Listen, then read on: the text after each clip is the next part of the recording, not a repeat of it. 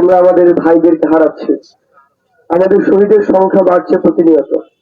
কিন্তু এই প্রত্যেকটি সংখ্যা, প্রত্যেকটি শহীদের মৃত্যু আমাদেরকে শুধু একটি জিনিসই মনে করিয়ে দিচ্ছে, সেটি হচ্ছে যে কোন লক্ষ্য, কোন স্বপ্নগুলোকে সামনে রেখে আমার ভাইরা জীবন দিল অকাতরে, আমার ভাই বোনেরা রক্ত দিল অকাতরে।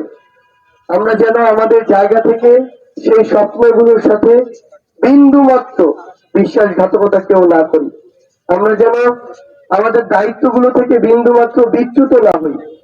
এবং সবচেয়ে বড় কথা হচ্ছে, যখনই এই খুনি হাসিনার এমন নির্মমতা, নৃশংসতা আমরা অনেকেই কিভাবে যেন ভুলে যাই, তখনই আমাদের কোন এক শহীদ ভাই, শহীদ পরিবার আমাদেরকে মনে করিয়ে দেয় যে তারা জীবন দিয়ে গেল, রক্ত দিয়ে গেল।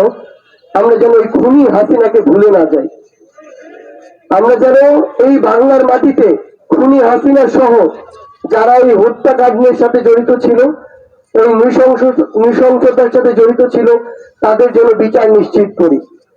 আমরা কোন শহীদের পরিবারকে তার সন্তান, স্বামী, বাবা, মা, বোন কাউকেই ফিরিয়ে দিতে পারবো না, কিন্তু আমরা যেন আমার এক শহীদ পরিবারকে অন্তত এটুকু বলতে পারি যে যেই খুনিরা আমার ভাইদের কিভাবে শহীদ করেছে, সেই খুনিদের বিচারে বাংলার মাটিতে হয়েছে।